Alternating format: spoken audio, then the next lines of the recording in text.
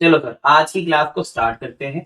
आज हमें काफी इंपॉर्टेंट पॉइंट्स देखने हैं और समझने हैं। हमारा पहला इंपॉर्टेंट पॉइंट है seamless flow of credit under the feature of GST. हम कौन कौन से फीचर देख चुके हैं, एक बार रिकॉल करा दूं आपको फटाफट से।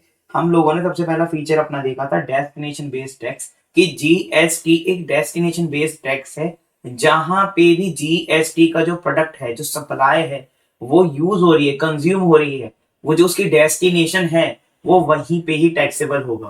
विद दैट स्टेट गवर्नमेंट और यूनियन टेरिटरी वो टैक्स लेगी। उसके अलावा सेंट्रल गवर्नमेंट तो टैक्स लेगी ही लेगी अगर वो एक इंटर स्टेट सप्लाई है। मैंने आपको ये भी बताया था, ठीक है। इसके बाद मैंने आपको वन नेशन वन टैक्स समझाया था, जिसके अंदर मैंने आपको बताया था कि अपॉइंटमेंट डेट से पहले, मतलब प्री जीएसटी, हमारे पास सीएसटी, वैट जैसे और भी बहुत सारे टैक्सेस थे। लेकिन जीएसटी के बाद केवल हमारे पास तीन तरीके के एक्ट आए, मतलब टैक्स तो एक ही है लेकिन तीन तरीके के एक्ट हैं उसके अंदर। पहला सीजीएसटी, दूसरा एसजीएसटी या यूटीजीएसटी। यूटी होगा तो यूटीजीएसटी लगाया जाएगा, और अगर स्टेट होगा तो एसजीएसटी लगाया जाएगा। और आईजीएसटी एक्ट, ये सारे 2017 वाले एक्ट हैं, इनके साथ 2017 भी जुड़ा हुआ है। अब आईजीएसटी मेजोरिटी जो बात करता है ना, वो एक्सपोर्ट वाले इश्यूज की करता है। सी और एस और यूटीजीएसटी कहीं ना कहीं सारे एक ही बात करते हैं, तो हमें मेजोरिटी में सीजीएसटी एक्ट ही पढ़ना है, क्योंकि बाकी सारे एक्ट भी एक तरीके से एक ही हैं, बस बनाए अलग अलग गए हैं। क्योंकि सेंट्रल के लिए सीजीएसटी बनाया गया, स्टेट के लिए एसजीएसटी एक्ट बनाया गया, यूटी के लिए यूटीजीएसटी। जैसे हमने पहले पढ़ा था कि हर एक जगह टैक्स लगाने के लिए वहां पे एक स्पेशल लॉ पास करना पड़ता है। हमने कॉन्स्टिट्यूशनल अंडरस्टैंडिंग में ये चीज समझी थी, और एक से एक अमेंडमेंट से जो चीजें हुई थी वो सब हमने कवर कर लिया था, ठीक है। तो ये सारी चीजें हम लोग ऑलरेडी कवर कर चुके हैं अपने प्रीवियस सेशंस में। फिर हमने ये भी देखा था कि इसकी कुछ एक्सेप्शंस हैं, जो थी एचपी मैन, इनके ऊपर जीएसटी अभी भी लागू नहीं हुआ है। इसमें से जो प्रोडक्ट है हमारे 5 पेट्रोलियम प्रोडक्ट, उनके ऊपर तो जीएसटी काउंसिल हमें बताएगी कि कब टैक्स लगाया जाएगा। इसका मैंने आपको कोड बताया था A5 गांजा। A5 मतलब alcoholic liquor for human consumption and 5 petroleum products, जिसके अंदर गांजा भी आता है, ठीक है। तो इनके ऊपर अभी खैर के लिए जीएसटी नहीं लगता, और बाद में लगाया जाएगा। 5 का मतलब तो ये हो गया, गांजे के ऊपर अभी भी जीएसटी नहीं लगता।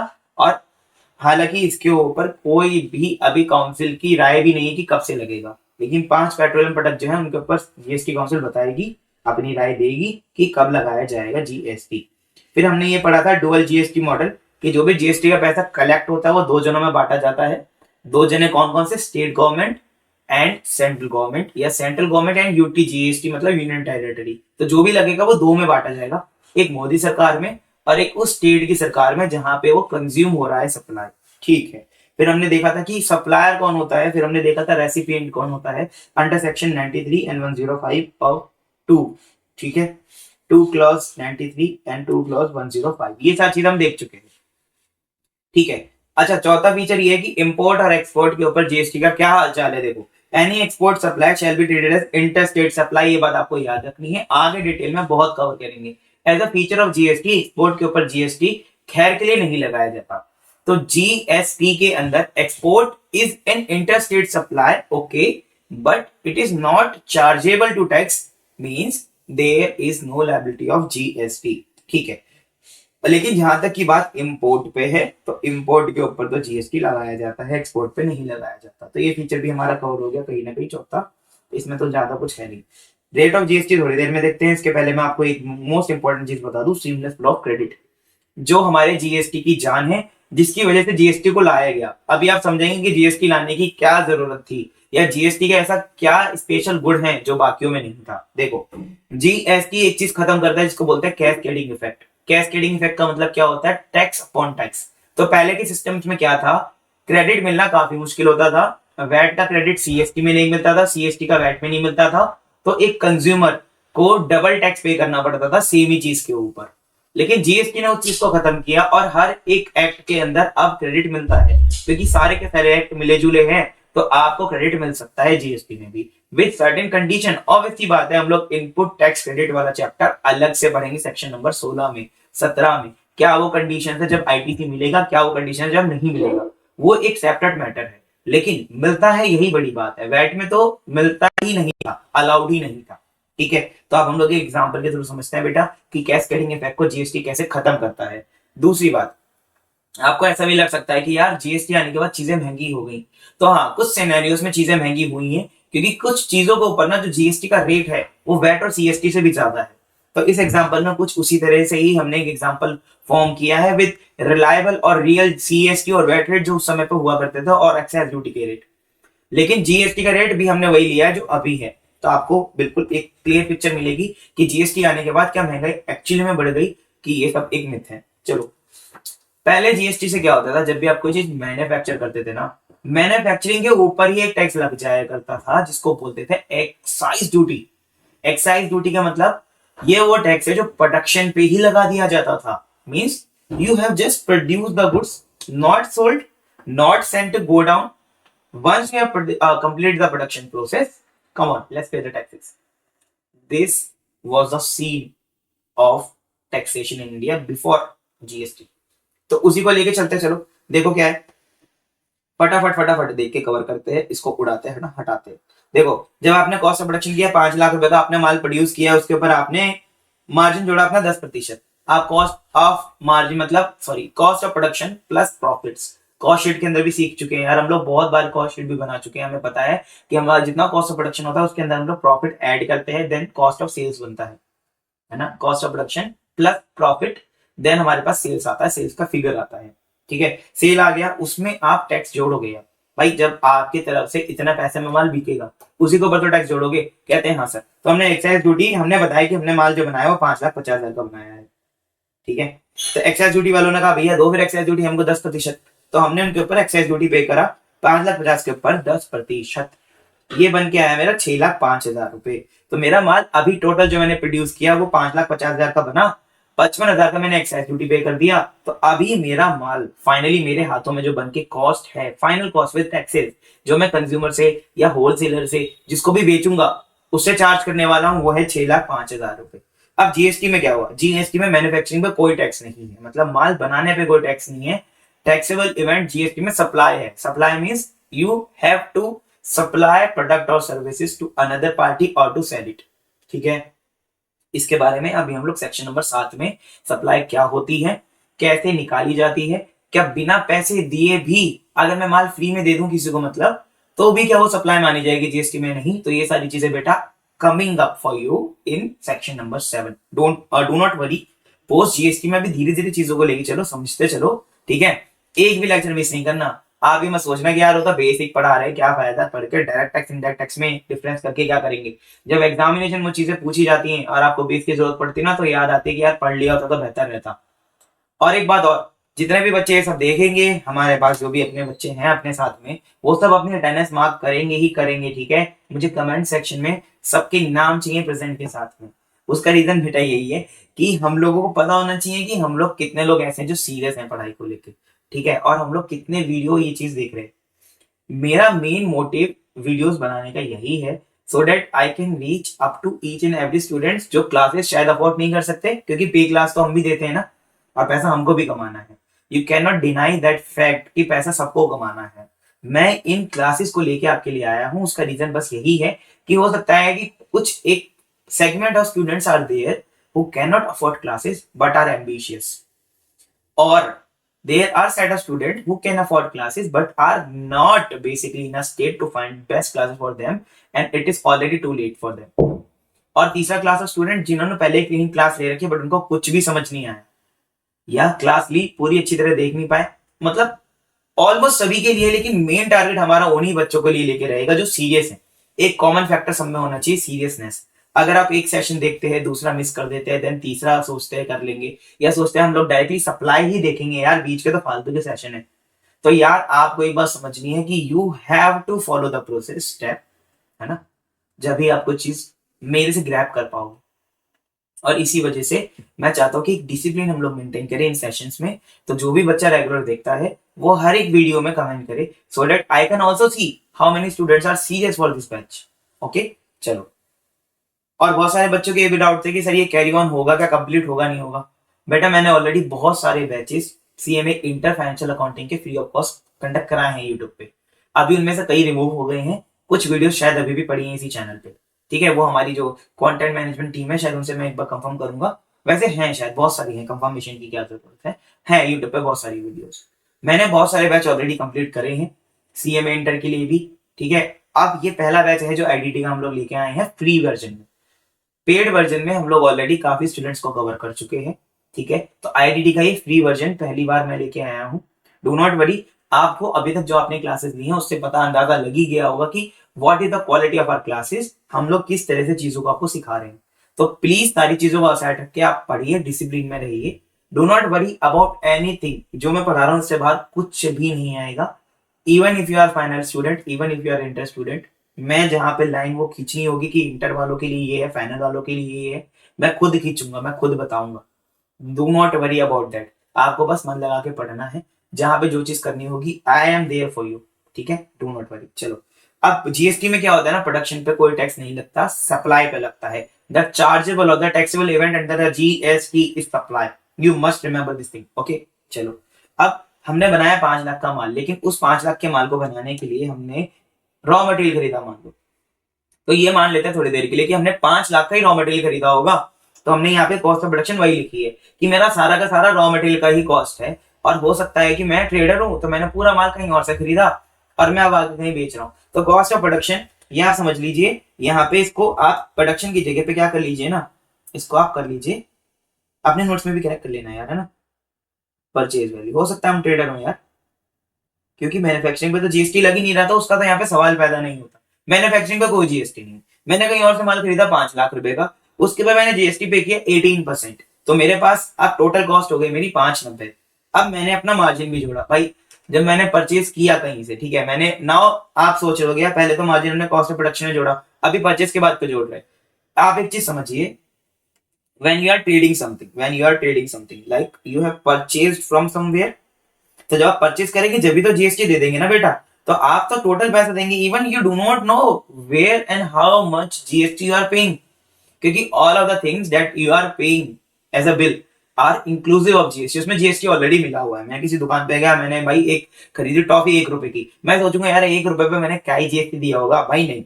उसमें भी लिखा रहता है एमआरपी, एमआरपी ब्रैकेट में लिखा रहता है इंक्लूसिव ऑफ ऑल टैक्सेस। जितने तरीके के टैक्सेस लगते हैं सारे इसमें जुड़े हुए हैं, मैक्सिमम रिटेल प्राइस में सब कुछ जुड़ा रहता है। तो आप वो पे करके आते हो, तो आपने तो जीएसटी दे ही दिया ना, ओके।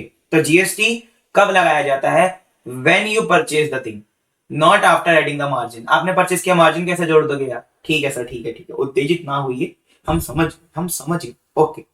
अब देखो, हमने 590 का खरीदा, this is my cost of purchase, this is my total cost of purchase, okay, total cost. अब मैं इसमें मार्जिन जोड़ूंगा, अपना मार्जिन मैंने जोड़ा उसमें मान लो 10%, यहाँ पे भी 10% ही जोड़ा था, यहाँ भी जोड़ा, मैंने मार्जिन जोड़ा, मुझे 10% कमाना है, तो मैं इसकी कॉस्ट 10% से ही तो बढ़ाऊंगा। तो मैंने 10% से बढ़ाई, तो मेरे पास जो कॉस्ट आई 59,000 ऐड करने के बाद वही 649। अब ये जीएसटी से पहले जो माल था ना, वो इस लेवल तक में पड़ रहा था, इस लेवल तक में पड़ रहा था 6,05,000 का, जीएसटी के लेवल में आके 649 का पड़ा।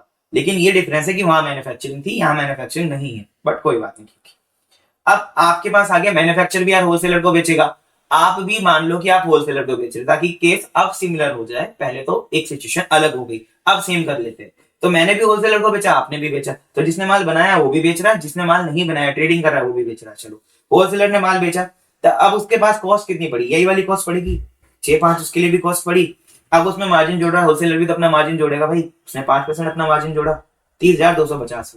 तो मैं आपके लिए दोबारा निकाल देता हूँ, 6,05,000 multiply by 5%, 30,250, you can see 30,250 आएगा। 30,250 हम लोग इसमें जोड़ देंगे, तो हमारे पास टोटल कॉस्ट आ गई 6,35,250 रुपए।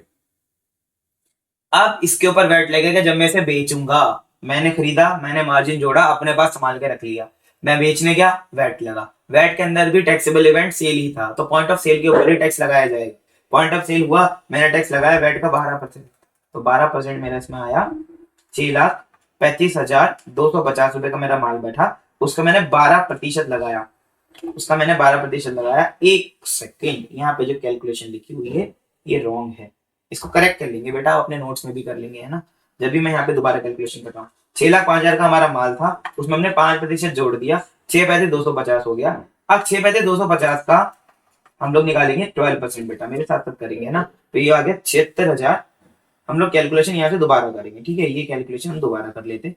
देखो कोई प्रॉब्लम नहीं है, अगर आप साथ साथ करोगे तो ज्यादा बेहतर रहेगा ये, है ना। तो ये आ गया हमारे पास वैल्यू एडेड टैक्स 76,230 रुपए बेटा, ठीक है। तो सेल वैल्यू मेरे पास कितनी हो गई भाई, सेल वैल्यू मेरे पास हो गई 711,480, क्योंकि 635,250 का मैंने खरीदा, उसमें मैंने 12% वैट ऐड कर दिया, तो 711,480 रुपए का मेरा माल अब टोटल तैयार हो गया बिकने के लिए होलसेलर के पास से रिटेलर को, ठीक है। जीएसटी में क्या हुआ, जीएसटी में हमने खरीदा ये 649 की कॉस्ट पड़ी होलसेलर को, ठीक है। उसके बाद उसने फिर से मार्जिन जोड़ा अपना 5%, तो 649 का 5% हमारा 32,450 आ गया। उसको हमने जोड़ने के बाद यहाँ पे टोटल बनाया कॉस्ट, इजी कॉस्ट पड़ी हमारी, जो टोटल कॉस्ट पड़ी होलसेलर को वो पड़ी 681,450, ये तो ठीक है। अब इसके ऊपर हमने 18% जीएसटी दिया, 1,22,661 रुपए, क्योंकि जीएसटी अंदर 18% ही एवरेज रेट है, नॉर्मल रेट है, तो हमने वही लिया यहाँ पे, ठीक है। ओके, वो कब कैसे कहाँ लगाया जाता है, कहाँ 0% 5% लगता है, कहाँ 28 लगता है, वो मैं सब आपको बताऊंगा, ठीक है, टेंशन ना लीजिए। और रेट भी सिखाऊंगा आपको, सारे रेट सिखाऊंगा, जीएसटी कंपनसेशन सेस भी सिखाऊंगा, ठीक है। अभी तो हम कूद रहे हैं जीएसटी के सागर में, धीमे धीमे धीमे धीमे धीमे धीमे। चलो, ये हमने जीएसटी लगाया 1,22,661 रुपए का लगा। अब यहाँ पे मजेदार बात है, ये क्या है, ये क्या है, ये क्या है, ये क्या है, यही तो जादू है जीएसटी का, कि भाई आपने जो पहले जीएसटी दे दिया था ना, जो पहले आपने जीएसटी दे दिया था, उसको घटा दो, उसको घटा दो। मैं मान रहा हूं कि यहाँ पे कुछ कंडीशन होगी घटाने की, और अमाउंट भी उसी हिसाब से निकाला जाएगा, बट क्योंकि अभी हम सीख रहे हैं, तो हम लोग इसको ऐसे सीखते हैं कि अभी पूरा का पूरा मिल जाएगा हमको जीएसटी जितना हमने ऊपर दिया। तो हमने जीएसटी पहले कितना दिया था, 90,000, तो ये 90,000 ना पकड़ के ले आओ यहाँ पे, इसको यहाँ पे घटा दो, क्योंकि GST is a value addition tax है, GST is a value addition tax. और वैल्यू एडिशन का मतलब क्या होता है कि बेटा आपने कितना ऐड करा उसमें, वो माल जो पहले 1,000 का था, जब आपने आगे जाके उसको 1,500 का बेचा, तो you have added 500 rupees of value, तो जीएसटी इसके ऊपर लगना चाहिए। अब मैं कैसे मेक श्योर करूं कि जीएसटी 500 पे ही लग रहा है, तो मैंने क्या बोला, 1,000 पे आपने 18% निकाला, तो भाई 1,000 पे 18% मेरा कितना आता है, 1,000 पे 18% आता है 180 रुपए। सर 1,500 पे 18%, 1,500 पे 18% आ गया 270 रुपए, ठीक है। अब हमने बोला खाली वैल्यूएशन पे लेना, सरकार तुमको मारेंगे बहुत हम, तुम पहले ही हम साथ धोखा कर चुके हो, हम तो जीएसटी को लागू नहीं होने देंगे भैया, तुम वैल्यूएशन पे टैक्स लो खाली। तो सरकार ने बोला टेंशन ना लो, तो फिर आपने बोला 1,500 पर 270 रुपए मांग रहे हो और कह रहे हो टेंशन ना लो, फिर तो तुमने पूरा टैक्स फिर ही लगा दिया। सरकार ने बोला बेटा रुको, तो ये 270 में से 180 घटाओ, माइनस 180 कितना आ गया, 90। सर ये तो बेवकूफी हुई, वैल्यूएशन पे खाली टैक्स निकाल लेते, 500 के ऊपर 18% निकालते तो भी बात बन जाती, 500 का 18% निकालते तो भी बात बन जाती 90। बेटा हाँ, बात तो बिल्कुल ठीक है आपकी, लेकिन कॉम्प्लेक्स सिचुएशंस में ये इतना इजी नहीं होगा। और सरकार ये भी चाहती थी कि पहले हम उनसे 270 रुपए ले लें, फिर उसके बाद 180 अलाउ करें। क्यों, क्योंकि इस 180 अलाउ करने की हम लोग कुछ कंडीशंस बताएंगे, हर केस में 180 रुपए अलाउ नहीं किया जाएगा आपको आईटीसी पूरा का पूरा, वो भी, और कुछ चीजें तो ऐसी जिनके ऊपर आईटीसी है ही नहीं बेटा। तो इसलिए सरकार ने बोला पहले 270 हमें दो, उसमें से कितना घटा पाओगे एज एन आईटीसी हम बताएंगे, लेकिन कॉन्सेप्ट समझने के लिए समझ लो 180 पूरा ही घटाने के लिए सरकार दे देती है। ये बात वही है कि जितना आपने वैल्यूएशन किया उतने के ऊपर ही जीएसटी लगेगा। तो ये उसी फिनोमेना को बनाने के लिए, उसी कॉन्सेप्ट को पावर में लाने के लिए, प्रैक्टिस में लाने के लिए किया गया। हाँ सर बिल्कुल समझ में आया। तो 90,000 हम घटा देंगे, तो बेटा हम कहा थे 681,450 हमारी कॉस्ट थी, जिसमें हमने 1/661 रुपए जीएसटी का जोड़ा, हमारी कॉस्ट हो गई 8,04,111 रुपए। उसमें से 90,000 घटा दो, 90,000 घटाने के बाद हमारे पास वैल्यू बची 7,14,111 रुपए। तो हमारे पास ये वैल्यू बची आफ्टर आईटीसी, मतलब आफ्टर इनपुट। मतलब इनपुट का क्या हुआ, जो टैक्स हम पहले दे चुके थे परचेज पे, वो सेल पे कलेक्शन के समय हमने माइनस कर लिया with due conditions of section 16, 17 जो हम बाद में पढ़ेंगे। लेकिन अभी के लिए हाथ जोड़ के विनम्र निवेदन है सबसे, फाइनल वाले बच्चों से खासकर जिन्होंने आईटीसी पहले ही पढ़ रखा है इंटरमीडिएट में, उनसे विनम्र निवेदन है कि अभी के लिए प्लीज ये बात समझें कि हम लोग मान के चल रहे हमें पूरा जीएसटी मिल गया। मैं आपकी भावनाओं को समझता हूं, समझ रहा हूं मैं आपकी भावनाओं की, कि आप सोच रहे हैं यार ऐसा तो नहीं होता। Yes, I can feel your envy with the government, कोई बात नहीं, आगे जाके चीजें सिखाऊंगा, टेंशन मत लो यार। अभी के लिए एकदम खाली दिमाग से समझाना, जो चीज समझा रहा हूँ मजा आएगा आपको, मजा आएगा बेटा। देखो अब सेल वैल्यू कितनी आ गई मेहनत करने के बाद, सेल वैल्यू बेटा आपके पास आ गई यहाँ पे 7,14,111। अब ये स्टेज 3 पे मामला पहुंच गया, अब बात गंभीर हो गई है। अब यहाँ क्या हुआ बेटा, यहाँ पे हुआ क्या कि 7,11,480 रुपए का माल बना था यहाँ पे, जो सेल वैल्यू था। ठीक है, अब हमने कॉस्ट ऑफ परचेज यही वाली लिख ली यहाँ पे 7,11,480। अब इसमें मार्जिन जोड़ा ही जाएगा, ऑब्वियस सी बात है यार। तो हमने जब माल खरीदा तो उसमें मार्जिन जोड़ रहे हैं 5%, तो हमारा मार्जिन आ गया 35,574 रुपए। इसे हमने जोड़ दिया, हमारे पास आया 7,47,054 रुपए। तो हमारे पास इतना बैठा। इसके ऊपर हमने सीएसटी लगाया 4%, तो 4% सीएसटी लगाया, वो कितना आया हमारा 2,38,882.16। ये हमारा है, हमने इसे जोड़ दिया, हमें टोटल कॉस्ट आई 7,76,936.16। तो बेटा टोटल मेरा माल इतने का कॉस्ट टू कस्टमर पड़ रहा है। रिटेलर भी अपना मार्जिन जोड़ता है ना। तो आपने एक चीज समझी, मैन्युफैक्चरर तो एक्साइज ड्यूटी लगाएगा अपना मार्जिन जोड़ने के बाद, और बाकी के बाकी सारे भी ऐसे ही काम कर रहे हैं। तो आपको ये चीज नोटिस करनी है, ठीक है, समझना है। हालांकि हमारे लिए वर्किंग नॉलेज समझना अभी इसी फीचर में जरूरी है। आगे जाके जब आप जीएसटी की कैलकुलेशन करोगे तो ऐसा साइड बाय साइड कंपैरिजन नहीं करना पड़ेगा। ओके, ये कॉस्ट आ गई। अब जीएसटी में थर्ड स्टेज में क्या हुआ, कॉस्ट ये पड़ी, हाँ सर, इसके ऊपर मार्जिन उसने यहाँ पे भी जैसे जोड़ा था वैसे यहाँ भी जोड़ा, 7,14,111 पे 5%, तो ये आया 35,705 रुपए। 7,500 रुपए आ गया, 35,705 सॉरी, उसे आपने जोड़ा तो आपके पास टोटल कॉस्ट है 7,49,816 रुपए। अब 7,49,816 रुपए पे आपने निकाला जीएसटी 18%, तो आपके पास आया 1,34,966 रुपए का। तो मैंने 67 कर लिया क्योंकि पॉइंट में 88 भी आया। ठीक है, तो आपके पास जीएसटी इतना आया। जीएसटी जो हमने ऊपर बच गया था हमारा पेमेंट के बाद, उसको घटाएंगे।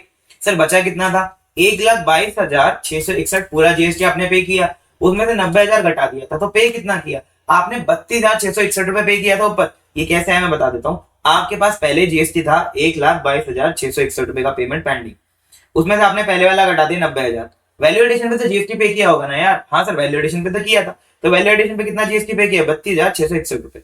वो वाला जीएसटी यहाँ पे माइनस होने के लिए अब एलिजिबल है। तो आपका ये जीएसटी जो आया टोटल मिला के उसमें से हम माइनस कर लेंगे, तो 749,816 plus this amount 134,967 minus 32,661, okay 8,52,122 रुपए। 121 आ रहा है वैसे इसमें, लेकिन 122 आएगा टोटल। 8,52,122 रुपीस, देख रहे हो। तो यहाँ पे ये जो डिफरेंस है ना पैसों का, even after ITC is greater than what we are paying here.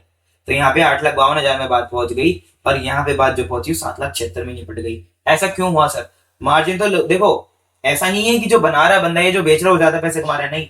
आप देखोगे तो हमने यहाँ पे मार्जिन 10% रखा, यहाँ पे भी मार्जिन 10% रखा, यहाँ पे भी इसका भी होलसेलर का मार्जिन 5%, यहाँ पे भी, और यहाँ पे भी 5% मार्जिन, और यहाँ पे भी 5% मार्जिन।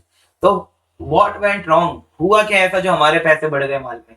बेटा माल में जो पैसे बढ़े हैं, जो महंगाई आई है आपके सामने, this is due to GST rates. आपने एक चीज नोटिस नहीं करी कि जीएसटी जो रेट है वो 18% लग रहे हैं हर जगह, और जनरल 18% ही रेट है जीएसटी में। ऑन एन एवरेज रेट देखा जाए तो 18% ही है ऑलमोस्ट हर सप्लाई पे। कुछ स्पेशल केसेस के अंदर अलग अलग रेट्स लगते हैं, लेकिन यहाँ पे जो सीएसटी वगैरह में, वैट वगैरह में रेट थे ना, इसका 12 था और सीएसटी का तो बहुत ही कम था, 4% था। आप देख रहे हो इंटरस्टेट सप्लाई पे पहले 14% और 4% देते थे, नाउ यू आर पेइंग 18%। अभी आप समझे स्टेट गवर्नमेंट को कैसे बनाया, स्टेट गवर्नमेंट को कैसे बनाया, ये भाई ये बात ही ना, देख भाई ऐसा है देख। अब भाई पॉलिटिशियंस को क्या चाहिए, पैसा चाहिए।